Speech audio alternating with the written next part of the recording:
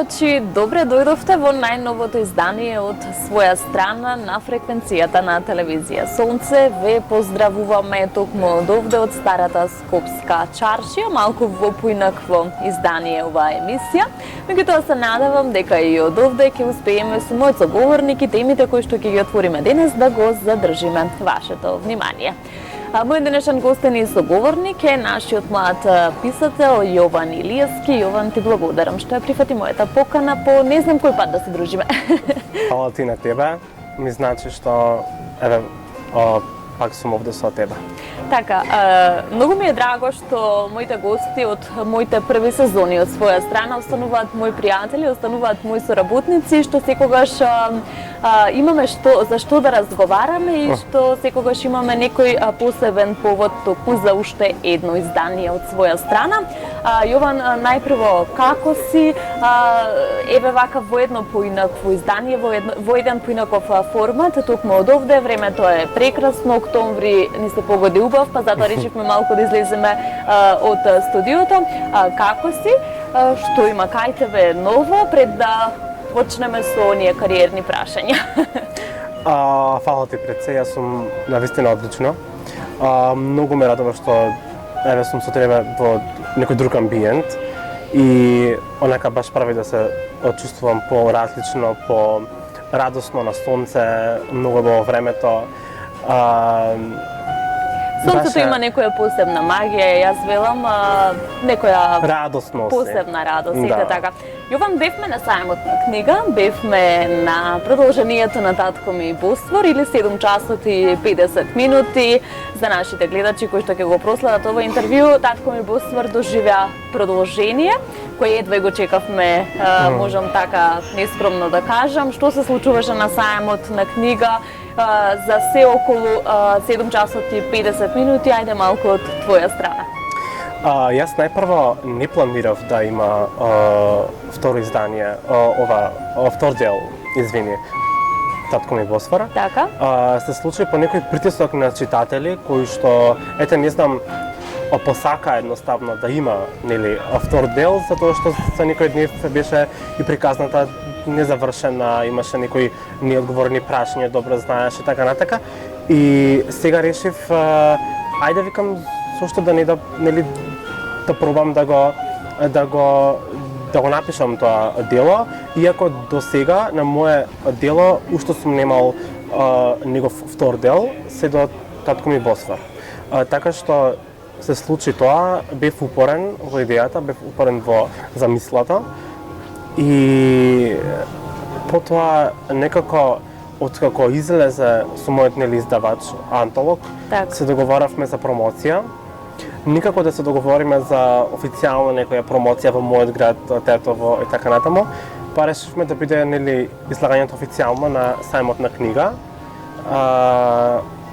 Ти се сложи со тоа и направивме една така многу скромна промоција во Скопје. Скромна промоција, меѓутоа јас ќе кажам една посебна, необична промоција. Чинам таму беше нашиот Анде Јанков. И имаше навистина доста читатели кои што слушнаа што имате вие да кажете. Чинам ти за неговата, тој за твојата книга зборувавте, ако не се лажам, така течеше промоцијата. Беше тоа некој посебен момент за читателите? Каков беше одзивот на читателската публика? Им се допадна ли промоцијата? Им се допадна ли можеби таа првична средба со авторот кој што ќе им го подпише продолжението на романот? Какви беа импресиите од таму? Да, беше невообичаена промоција, затоа што Анде да го поздравиме. Анде беше со мене, зборуваше за мојата книга, јас за неговата, а пред тоа неколку вечери поред ја читав неговата книга, а он мојата. Па некако направивме некој концепт, ама сосем спонтано и баш онака имам многу високо мислење за неговиот роман и нели обратно.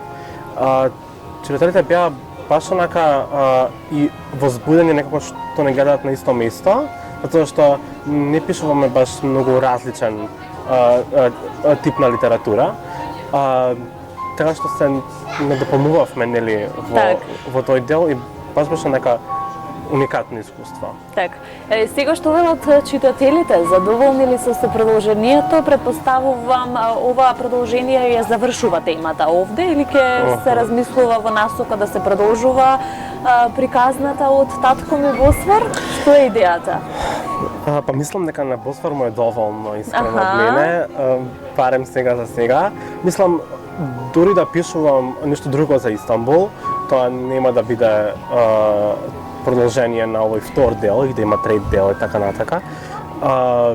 Мислам дека тука го завршувам ова патешествие нели за протагонистот Камила Джалал и доволно е. Мислам и читателите го зедоа за себе тоа што им требаше од вториот дел. Чинам и со вториот дел веќе целото внимание му се даде на и тие се заситија, онака баш така. приказната беше онака токму тоа што и на нив им беше потребно, а јас се мотивирав дека до тогаш не сум го раскажал она што сум и мислел, нели, па откако тие ме потикнаа, нели, и сега откако јас имам кажано се на таа тема, и они прочитано се, тогаш пред моите очи излегува онаа фотографија во која што ти го држиш романот токму во Истанбул, Татко ми Босфор, па тие некои први чувства, први емоции, ке доживее ли превод овој роман?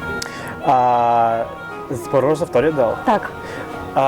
Уште сме на тој пат, трае процесот за турски превод, нели, и на вториот дел. Така, и на вториот дел.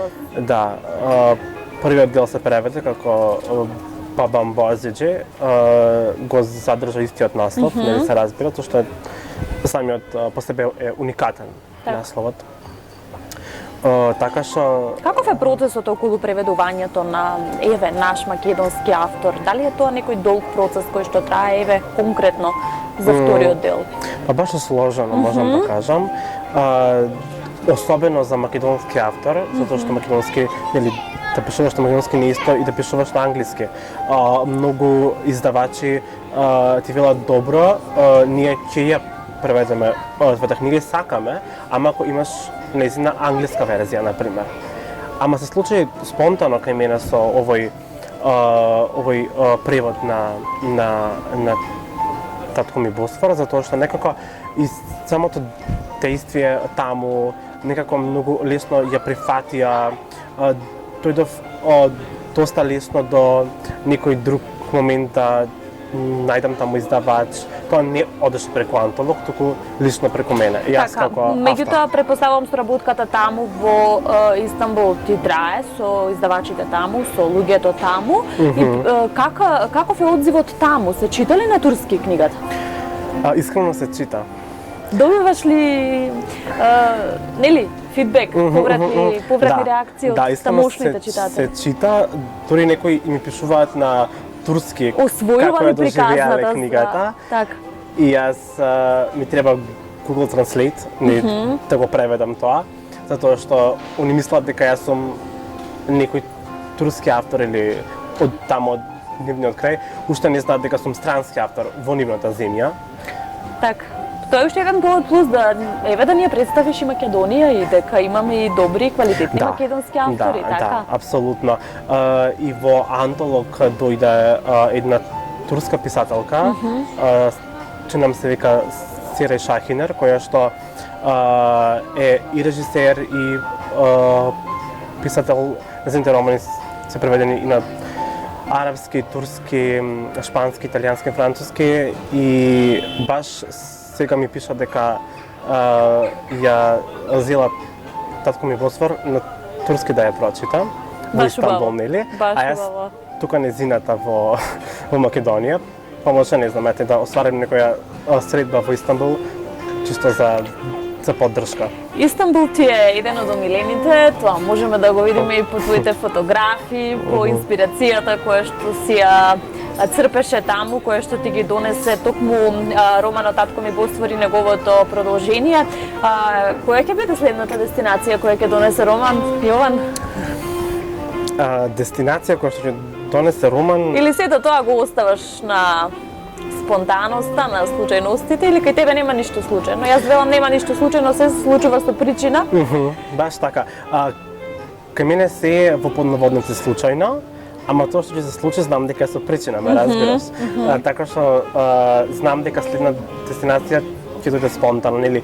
Иако бе во Тунис, во Шведска, во Турција пак, тоа сепак некако не ми доаѓа механички да кажам, Така. ајде следниот роман ќе се случи во Кон тоа Шведска, целев затоа и што со бе во моето Шведска. прашање. Патуваш често, па дали така, тоа ти е можеби некој начин на некоја изолација или бегство од државата во која што си, родната држава, за да ти донесе некоја посебна друга инспирација за творење. Апсолутно, да ми донесе некое ново искуство, нели? Така. Со кој што ќе се идентификувам и така натаму. Иако можам да кажам дека кога патувам, не мислам на книга, не мислам на пишување, доаѓа нели спонтано, ама толку се изолирам од социјални контакти, патување е за мене барем нешто со кое што си ги полнам батериите Меѓутоа и ќе се враќам овде. Така, ќе се сложиме и дека тоа е нужно за еден уметник да се изолира малку од сел на кој што го кружува. Да, и тоа е дефинитивно мојата изолација. Така. Така си наоѓам мир. Одлично. Предпоставувам се уште си ги собираш импресиите од продолжението на романот, тоа се планирали соработката со антолог, да нагласиме дека продолжува. Апсолутно. Планирате можеби некоја друга промоција покрај сајмот на книга, ќе се случи ли некоја поголема промоција на продолжението? Ако не се случи поголема промоција на продолжението, јас би сакал тоа да биде или туран из Македонија, нели со подпишување, заедно со антолог, а ако не тогаш следната промоција за следниот роман, нели еден ден во иднина, ќе биде искористена и за продолжението на Татко ми Босфор, нели за да го удостоиме. Така, можеби е рано да прашам, меѓутоа се творили на нешто друго, се создавали нешто друго или имаме некоја пауза меѓу романите? И колку е потребна токму таквата пауза да излезеш од едно действие, од една приказна, па да се навратиме на нешто ново кое што ќе не инспирира да го создадеме? Во моментов паузирам искрено, иако имам идеја на ум, иако нема да излажам, имам започнато неколку романи, мислам баш онака започнато во смисла неколку глави, неколку страници, знаеш како идеја, како концепт. Така. За да го паметам, за после и да му се вратам.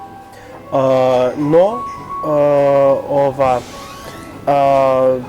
сега со било која идеја од нив, паузирам и се фрлив малку на читање, на патување, едноставно да направам барем уште нешто за себе пред пак да се фрлам да творам. Затоа што знаеш, на крајот од денот за да му дадеш нешто ново на читателот, треба и ти нешто ново да доживееш за себе. Јован по вокација психолог, гешталтерапевт, исто така. Гешталтерапевт во едукација. Во едукација, ама добро. терапевт. Ете така, терапевт. Моето прашање во контекст на сето ова набројано е колку професијата, колку психологијата може би ти помага во создавањето на ликовите во делата? Во карактерите, даваш ли нешто од твојот карактер, може би? Нешто автобиографско? Знаеш како, во секој мој лик има по една моја особина. И на тој начин се поврзувам со ликот. Многу ми е интересен тој факт што еве уметниците, авторите оставаат нешто свое во некој од ликовите, па така можеме да препознаеме нешто од карактерот на писателот во ликовите, ете така. Нешто од мојата структура на личност. Да, многу ми помага како и мојата работа со клиенти. Затоа што и од нив непосредно, посредно црпам искуства, секој клиент е приказна, предпоставувам, за себе. Секој клиент е свој роман, нели? И од таму не е дека, нели, јас директно ќе носам тие действија на хартија, апсолутно не, се оградувам од тоа, ама, нели, и самиот чин на психотерапија има во себе дух, има во себе една душа, една инспирација ти ја носим. Колку денешното брзо време, денешното брзо делување во овој свет во 21 век од психолошки гледан аспект влијае на еден уметник? Како да се носиме со сите оние состојби кои што ги носи денешницата? Брзото живење, брзото време, фокусот на други нешта, извртени вредности. Ме разбираш што сакам да кажам? Да, јасно. За себе би кажал, а и од моето искуство од психотерапија, најважното нешто во овој брз свет е да знаеме како да застанеме и да имаме време за себе. Те молам, кажи ми го балансот. Да знаеме да паузираме. Да, веќе да имаме време за себе, нели, не затоа што овака, не затоа што треба да се исцелуваме, нели, самите, па да западнеме во други состојби, така, кои што да. И потоа да следи потешки состојби како депресија или личностни расстройства. Не психотични, туку личностни расстройства. Кои за жал се повеќе земаат замав денес. Да, затоа што не знаеме да застанеме, затоа што кога телото ни вели не знаеме да застанеме, туку застануваме само кога телото ќе не примора, ќе не притисне да застанеме и да каже стоп, до овде можеш, затоа што не ти текна на тебе, еве ја. Да го научиме можеби оној баланс помеѓу сите обврски и сето она по кое што трчаме и помеѓу времето за самите нас. Еве како ти си ги полниш батериите? Што правиш периодов покрај тоа што нели читаш? Читам, да, читам и искрено јас сум човек што многу знае да застане. Многу знае да паузира, многу знае да забави. Не сум флегматичен, не сум некој што е бавен, ама знам да забавам, знам да кажам океван до овде. Да си дадеш оддишка од... Апсолутно, тоа не го пропуштам. Затоа што, знаеш како, одморот е еднаков важен како и самиот прогрес. Затоа што и одморот е дел од тој прогрес. Нели, ако не знаеш, ако пешачиш некаде и ако не знаеш да подзастанеш, голема е веројатноста да Многу ти благодарам за советите, ќе пробам да си ги испрактикувам. Се надевам добро ќе им дојдат и на нашите гледачи. Така, што тоа е од моја практика, од моје искуство. Так, меѓутоа и од искуство на еден стручен човек, психолог, да не заборавиме. Така. Така, што е со психологијата, еве надвор од пишувањето, работиш ли на тоа поле, кои се плановите на таа професионална страна? Спомнавме нешто дека имаш онлайн сесии? Да, така е. Работам со клиенти како психолог и гешталт терапевт во едукација. Многу ми убава, многу ми исполнува. Тоа е нешто за кое што живеам покрај опишувањето. И еве скратено, едноставно нема за мене поголема среќа и поголем Божи благослов од тоа да си го најдеш своето место под ова сонце. И за сите има место. Тебе сонце. Тебе сонце, да. И да го живееш тоа што навистина го сакаш без да си приморен. Колку го прекршивме принципот на табу тема за психологот, за личниот психолог. Сметаш ли дека е подигната свеста денес и дека психологијата и психотерапијата веќе не се така табу тема кај нас? Се освестуваат ли полека луѓето? Многу зборат дека се, нели, уште табу тема, меѓутоа ја нема да се сложам со тоа и ќе ти кажам дека апсолутно си во право, се развива таа табу тема и како за почетник кој што работи со своите клиенти, голем број на клиенти, голем број на луѓе сакаат да работат на себе и тоа е доказ дека искрено далеку сме од тоа дека психотерапијата е табу тема. Апсолутно не е. Нели, има уште многу останки од тоа, уште многу трошки, нели, од тој стереотип. Меѓутоа, далеку сме од тоа ме прави онака баш безрезервна среќа. Колку младиот човек денес е освестен за потребата од свој личен психолог? И колку, еве ќе те прашам, се дава довербата на еден млад психолог како личен психолог? Знаеш што, за едно чудо се дава. Тоа многу ме зачуди. Искрено, на почетокот и ме исплаши. Нели, млад сум, поприлично неискусен на тоа поле, нели? Само што сум започнал. Меѓутоа ти работиш на себе, а работата на себе се едуцираш постојано.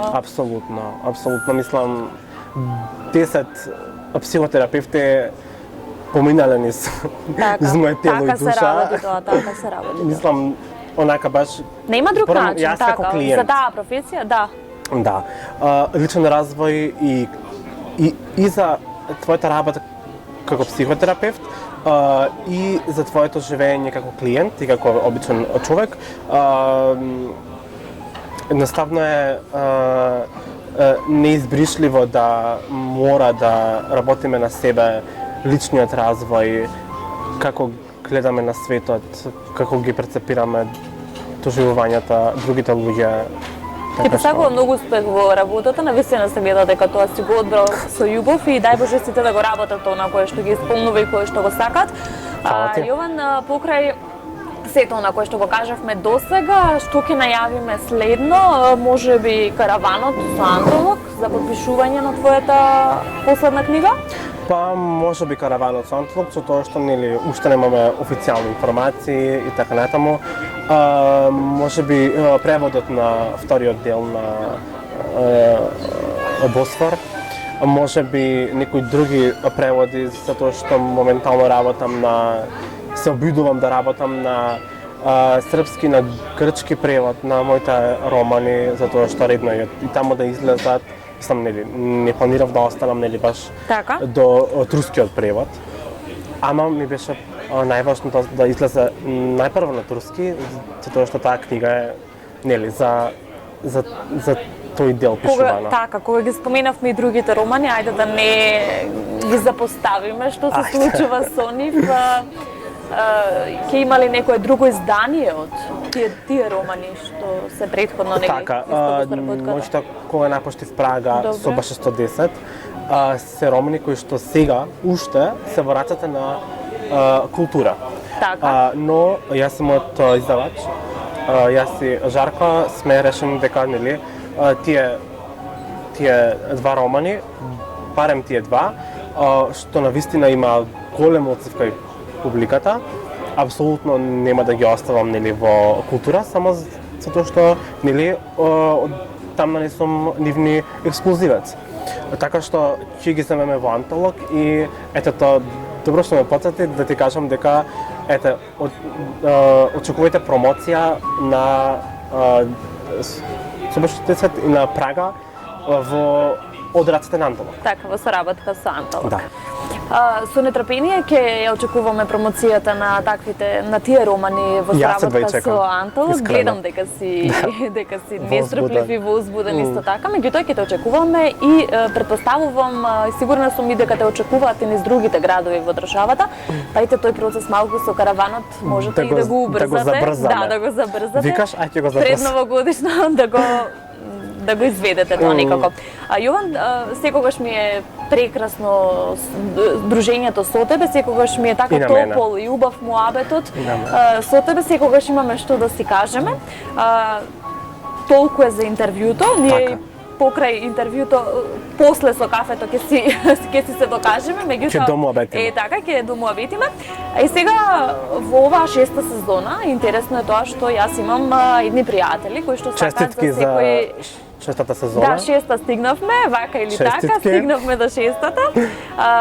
Овде се моите пријатели од Smart Service, тоа се професионален сервис за поправка и продажба на мобилни телефони, на нови, на половни мобилни телефони и сите оние уреди кои што се придружни со мобилните телефони, дали слушалки, дали каблиња, полначи и така натаму. За секој мој гостин имаме 500 денари ваучер, ова е за тебе. Ќе може да си го искористиш. Дечките се наоѓаат со салонот во трговскиот центар во Лисиче, овде во Скопје.